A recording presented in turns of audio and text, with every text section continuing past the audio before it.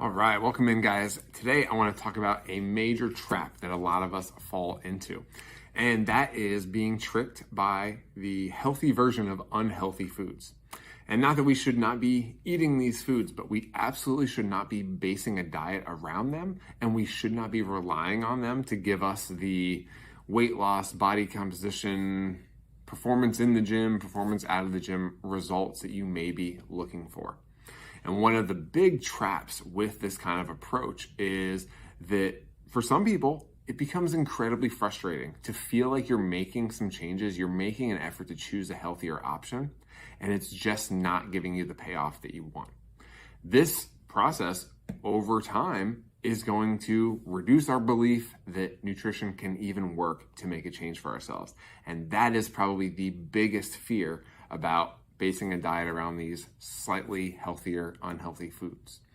So nutrition basically always works, but it has to have these foundational pieces. We have to prioritize our protein and our produce intake, AKA the quality of your food. Is your food made of mostly real things? But when we look at these foods, and it is hard to not look at them, the marketing is in our faces all the times. Think about your Diet Coke, skinny popcorn, gluten-free this, your organic rice chips, your low-fat this, low sodium, whatever. All of these buzzwords you've heard in the last 5 to 10 years about healthy foods, when those are slapped on a label, be a little bit suspicious, because healthy food doesn't need a healthy label, right? I don't see a healthy sticker on the oranges. I don't see a diet low-fat orange right next to the oranges, because oranges are a healthy food for us to eat. It really doesn't need to be more complicated than that. Now, when we focus on some of these healthy versions of unhealthy foods, there are a couple problems with that. Now, one is purely mental. We buy this healthier food, we feel good about this choice, we eat more than we normally would because, hey, it's healthy, right? How bad could it be? And then we down that entire bag of skinny popcorn, and we feel like, oh, well, it could have been worse. At least it's not the regular popcorn with all the fat and butter and everything in it. But how much did we really gain then by choosing the healthier option if we're just gonna overeat it?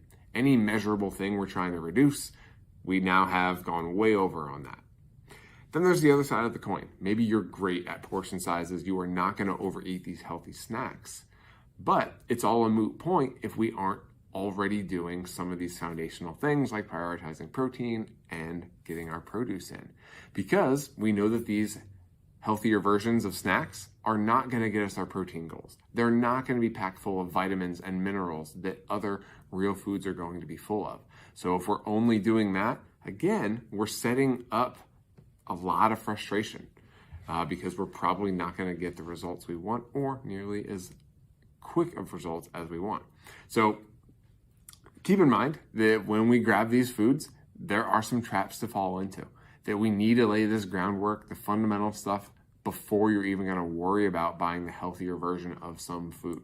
But for a lot of us, it boils down to one question, what is the thing that is holding us back? And the thing holding us back from weight loss, body composition, in the gym goals, or things we want to do out of the gym is not that we're not drinking a healthy enough soda. It's probably that we're drinking too much soda and we should be drinking more water instead of that.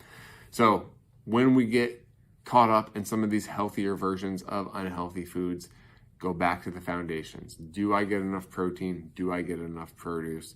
Those are the main problems we need to solve, and that's what's going to give you the most bang for your buck.